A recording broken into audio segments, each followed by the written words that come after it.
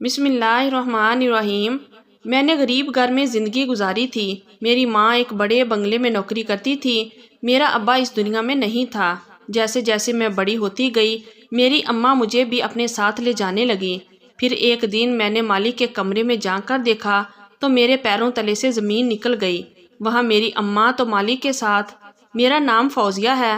میں نے ایک غریب گھر میں جنم لیا تھا۔ امی ایک بڑے بنگلے میں نوکری کرتی تھی۔ میرے پاپا دنیا میں نہیں تھے۔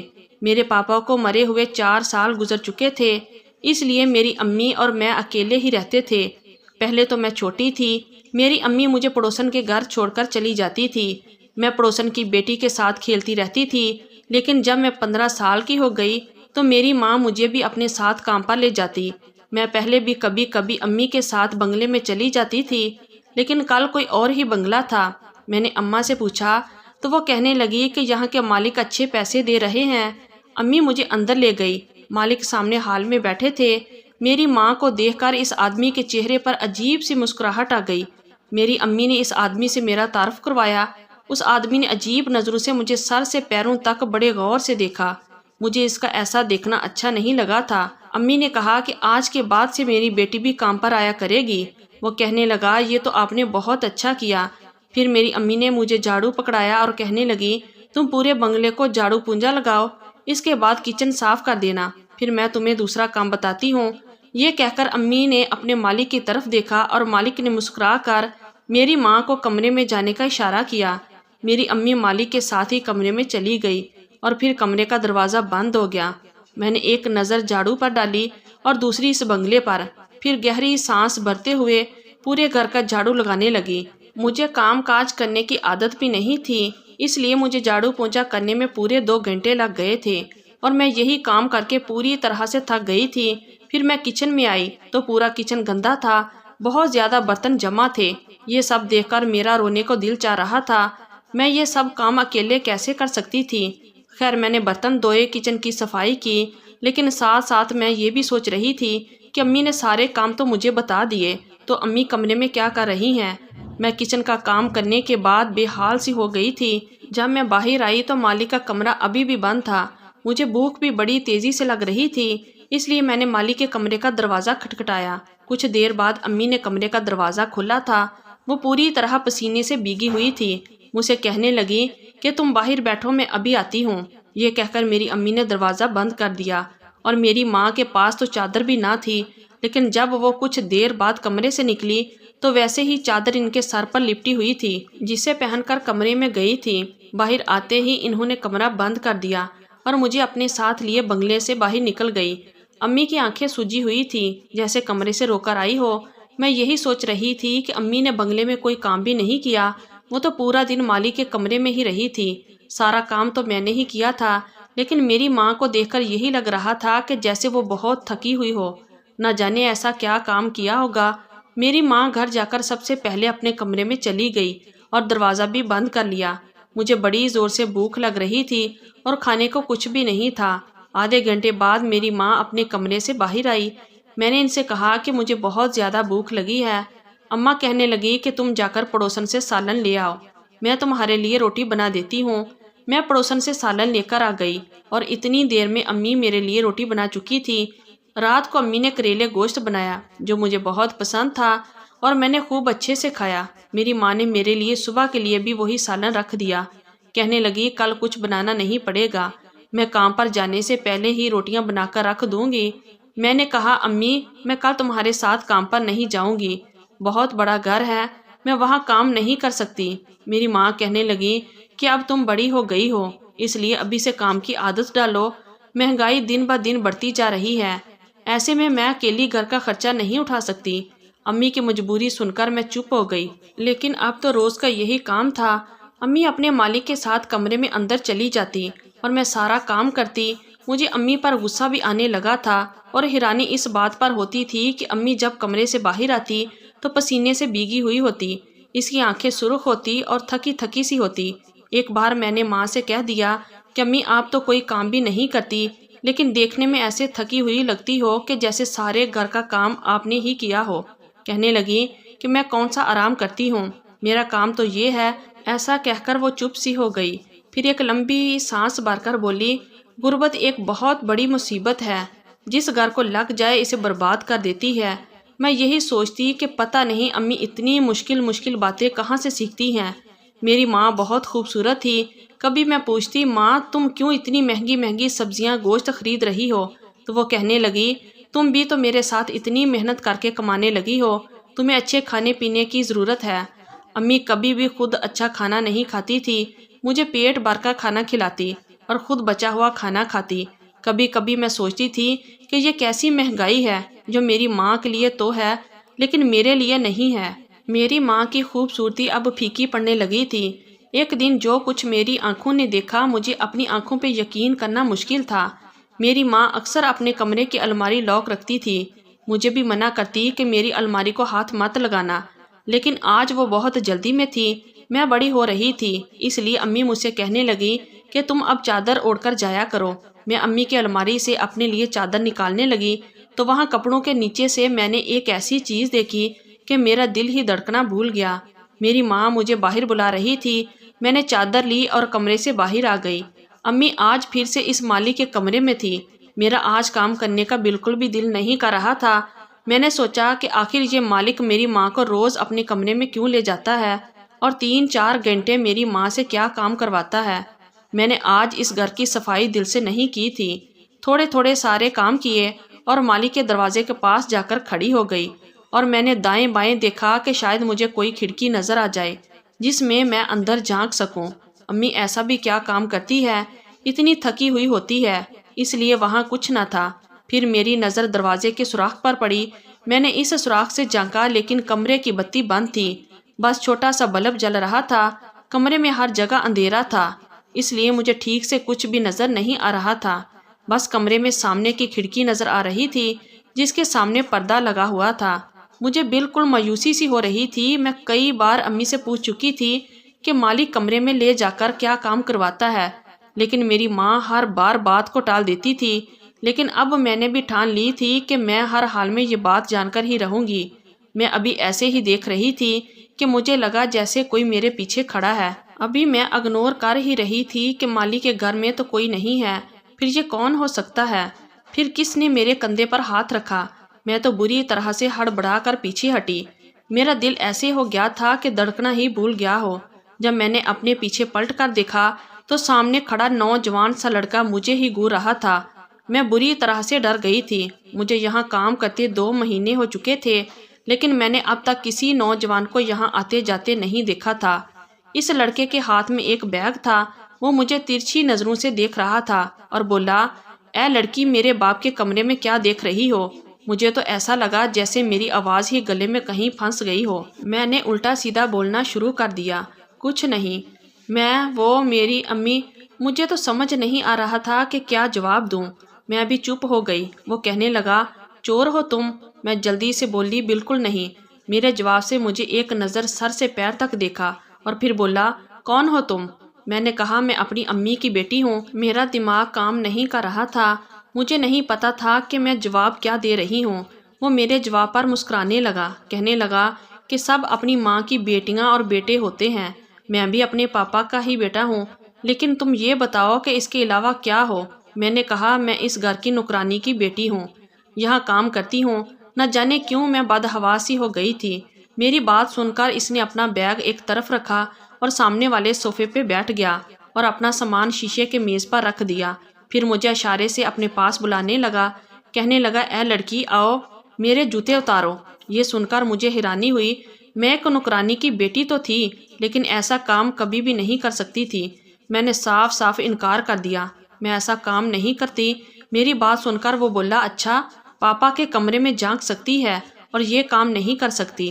بات سنو میری، اگر میں نے تمہاری حرکت اپنے پاپا کو بتا دی تو وہ تمہیں ابھی کے ابھی نوکری سے نکال دیں گے۔ یہ سن کر تو میرے ہوش کھونے لگے تھے۔ میں نے کہا، آپ ایسا کچھ مت کہنا، میری امی مجھے بہت مارے گی۔ میری بات سن کر وہ مجھ سے کچھ نہیں بولا، بس اپنے پیروں میں پہنے جوتے کی طرف اشارہ کرنے لگا۔ میں بے بسی سے اس کے پاس پہنچی تھی۔ وہ ایک 20 سال کا لڑکا تھا، شکل بھی اس کے باپ سے ہی ملتی تھی، لیکن بہت اکڑو قسم کا شخص تھا۔ میں اس کے پاس بیٹھ کر اس کے جوتے اتارنے لگی۔ میں نے جب اس کے جوتے اتار کر ایک طرف رکھ دیے، وہ پھر مجھ سے ایک گلاس پانی مانگنے لگا۔ میں کچن میں گئی، پہلے اپنے ہاتھ اچھی طرح سے دھوئے، پھر اس لڑکے کو پانی دیا۔ اتنے میں کمرے کا دروازہ کھل چکا تھا۔ مالک اپنے بیٹے کو دیکھ کر بے حد خوش تھا۔ وہ ہاسٹل میں رہتا تھا، یہاں کچھ دن کی چھٹی گزارنے آیا تھا۔ میری ماں ابھی تھکی تھکی پسینے میں بھیگی ہوئی تھی۔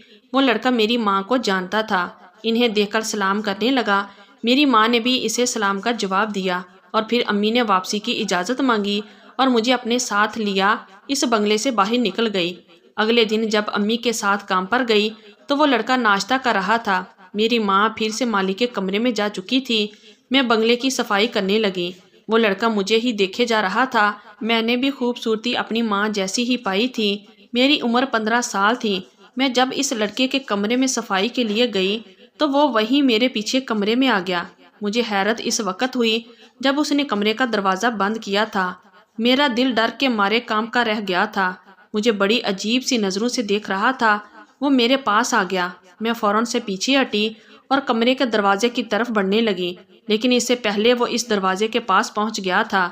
میری جان ہی نکل گئی تھی جب اس نے کمرے کے دروازے کی کنڈی لگا دی اور اپنے قدم میری طرف بڑھانے لگا۔ کہنے لگا، کل تم اس کمرے میں جا کر کیا دیکھنے کی کوشش کر رہی تھی؟ ایک قدم میری طرف بڑھاتے ہوئے پوچھ رہا تھا۔ میں نے کہا، مجھے باہر جانا ہے۔ آپ نے دروازہ کیوں بند کیا ہے؟ وہ میری بات کو نظر انداز کیے مجھے بڑے غور سے دیکھ رہا تھا۔ اس کی تیز نظروں سے میرے پورے جسم میں سنسنی سی دوڑ گئی تھی۔ تمہیں بہت شوق ہے دوسروں کے کمروں میں جا کر یہ دیکھنے کا کہ وہاں کیا ہو رہا ہے۔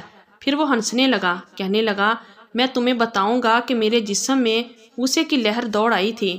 اسے پہلے کہ وہ میرے پاس آتا میں نے امی امی چلانا شروع کر دیا، لیکن اس نے میرے منہ پر ہاتھ رکھ دیا اور کہنے لگا، اگر شور مچایا تو تمہارا گلا دبا دوں گا۔ یہ کہہ کر اس نے میرے منہ سے ہاتھ اٹھایا اور کمرے کا دروازہ بھی کھول دیا۔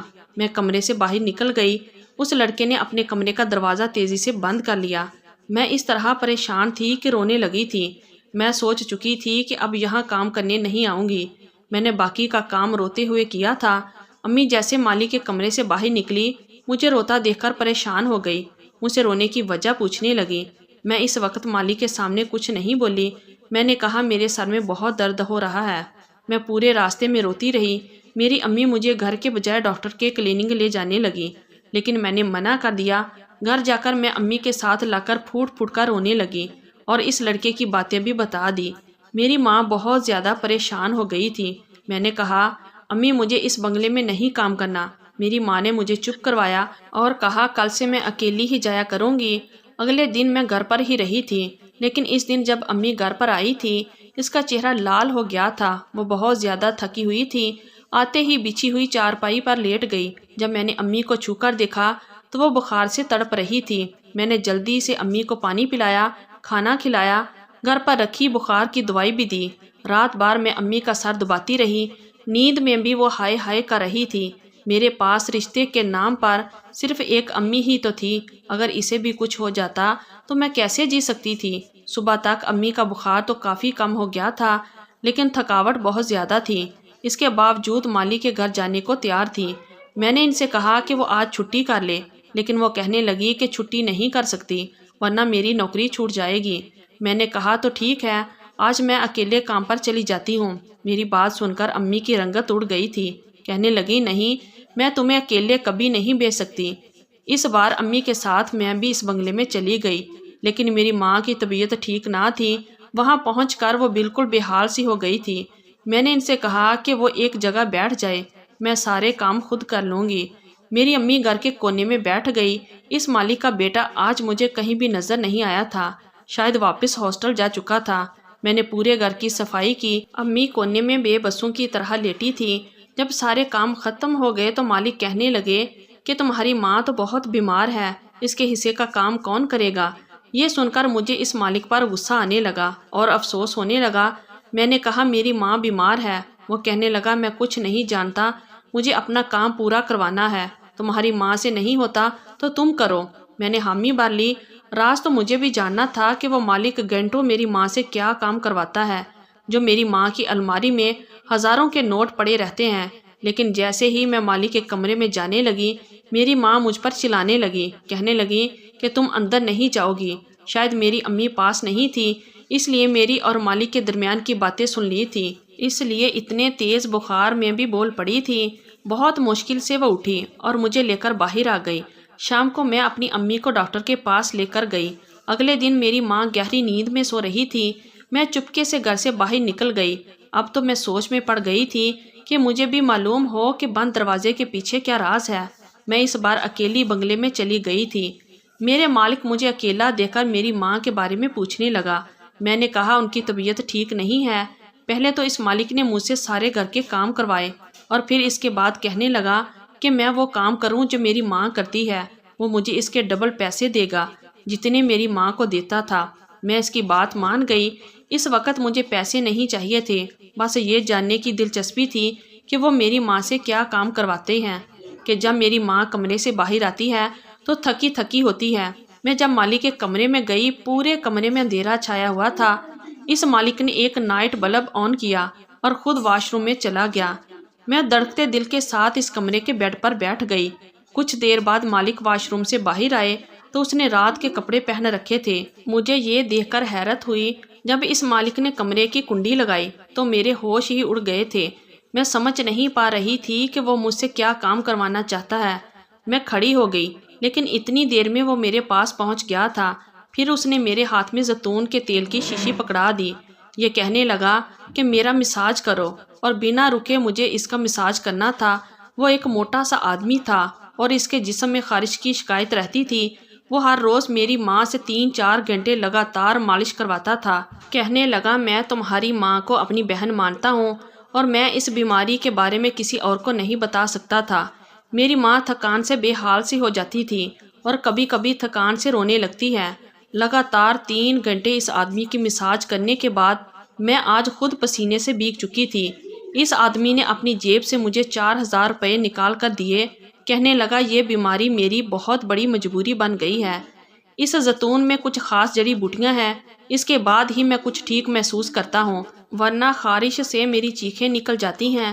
پھر کہنے لگے مجھے تمہاری ماں نے بتایا تھا کہ میرے بیٹے نے تمہارے ساتھ بدتمیزی کی تھی۔